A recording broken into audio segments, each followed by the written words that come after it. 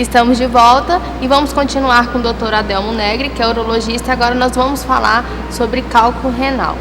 Dr. Adelmo, fala um pouquinho pra gente o que é cálculo renal.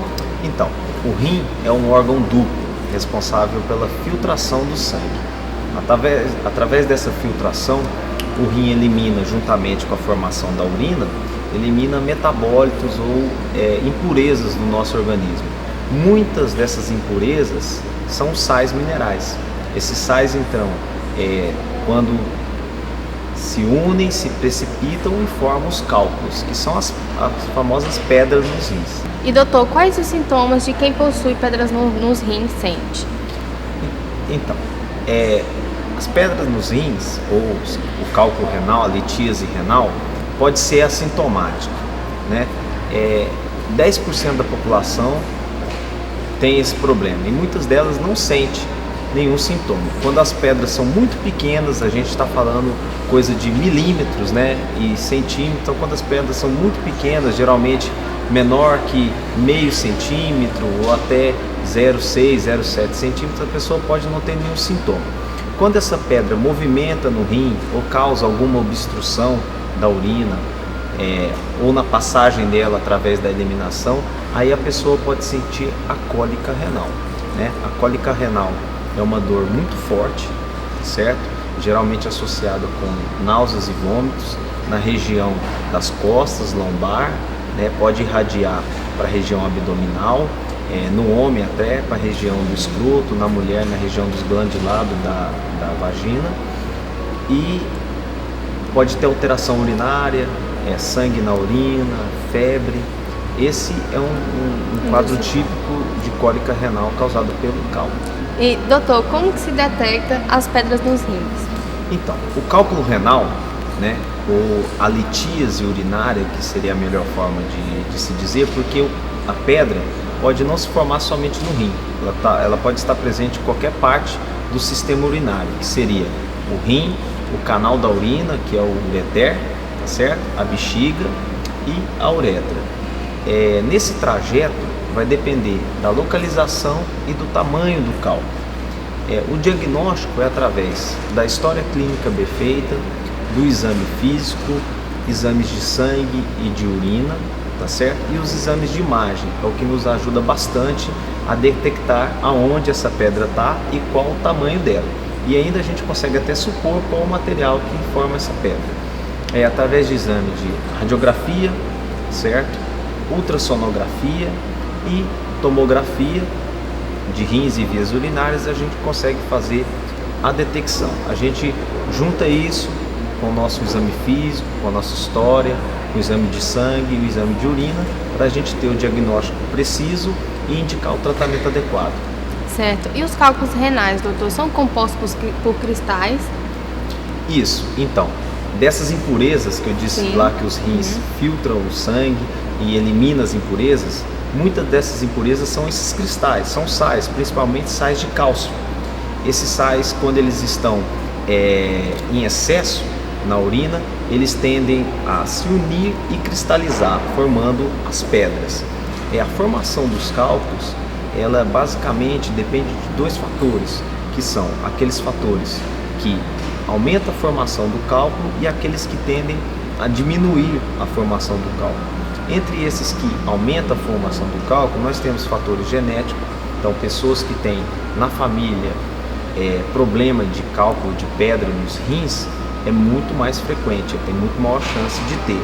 Pessoas que têm hábitos alimentares como ingestão muito grande de sal, o sal é formado por sódio, então o sódio também retém muito líquido e diminui essa filtração renal, pode provocar uma maior incidência de cálculo renal. Além disso, a baixa ingestão hídrica, então pessoas que não bebem muito líquido, que não bebem muita água, também tende a formar mais cálculo. Doenças da tireoide, obesidade, doenças inflamatórias intestinais, pacientes que fizeram cirurgia bariátrica, né, para obesidade, têm a tendência de formar mais cálculos. Dos fatores que protegem contra a formação de cálculo, nós temos uma hidratação boa, tá certo? Beber bastante água, Nós temos substâncias também que são eliminadas na urina que protegem, como o citrato, tá certo? E pessoas que têm maior facilidade em ter infecção urinária também pode ter um maior risco de formação de cálculo renal. Certo. Doutor, e tomar Gatorade pode causar cálculo renal? Então, o Gatorade ele não é um vilão na formação do cálculo. Isto porque a maioria dos cálculos renais tem na sua composição cálcio. E bebidas como o Gatorade, que é um isotônico, que tem outras marcas também, eles não têm o cálcio na sua composição, certo? Então, nesse fator de formação de cálculo, ele não tem culpa. O problema desses isotônicos, eles são feitos para atletas, são feitos para as pessoas que fazem atividade física, né? Porque eles possuem, além de água, possuem sais minerais na sua composição e possuem também carboidrato, como glicose. Então a pessoa que pratica atividade física, ela pode repor com o isotônico. Agora aquela pessoa que não pratica e ingere o isotônico, ela está ingerindo sais minerais em excesso, né, que pode promover, por exemplo, retenção de líquido, hipertensão arterial, e também está ingerindo carboidrato, que pode levar até a pessoa a ganhar peso. Então, por exemplo, pessoas que têm hipertensão arterial e obesidade e diabetes têm que tomar cuidado com a ingestão dos isotônicos. Certo. E doutor, como que se faz para facilitar a visualização dos cálculos pelo médico? Então, uma história clínica bem feita, porque a cólica renal ela tem uma descrição até na Bíblia, né, de uma cólica muito forte, que parece uma dor insuportável, uma dor como se fosse uma dor do parto, associada com náusea, com vômito, com alteração urinária. Isso tudo chama a atenção do médico, por exemplo, o urologista, que é um médico especialista nisso, que a pessoa está tendo uma cólica renal ou está tendo uma obstrução da via urinária, né? Para fazer o diagnóstico diferencial, o que está causando essa obstrução e ajudar o médico a visualizar o cálculo, nós lançamos mão dos exames, como exames de radiografia, ultrassom e da tomografia computadorizada. Certo. E tem uma idade específica, mais ou menos uma faixa etária que pode aparecer o cálculo renal? Então, o cálculo renal ele é mais comum em homens, a cada 3 homens, uma mulher é acometida, então muito mais comum em homens, e a partir dos 35 anos de idade. A pessoa que teve um cálculo renal, ela tem uma chance de 50% de ter de novo. Então, metade das pessoas que sofreram uma vez com cólica renal, provavelmente vai ter mais uma vez, pelo menos. Doutor, o leite e seus derivados pode dar cálculo renal? O problema do leite e dos derivados é a quantidade de cálcio. Então, a pessoa que tem uma ingesta aumentada de cálcio ou mais do que seria o adequado, pode ter sim a formação de cálculo renal, né? Tanto do leite quanto dos seus derivados. Então, isso varia muito com a idade, porque da criança, que geralmente precisa de 800 miligramas de cálcio por dia, você tem, por exemplo, as mulheres na menopausa precisam do dobro ou do triplo dessa quantidade, devido ao risco de osteopenia, de osteoporose. Certo. Doutor, hoje em dia existe algum remédio ou alguma coisa que elimine de fato o cálculo renal? Então, o cálculo renal, quando ele está, dependendo do tamanho que ele está e da posição, a pessoa às vezes consegue eliminar através da quantidade de água que bebe.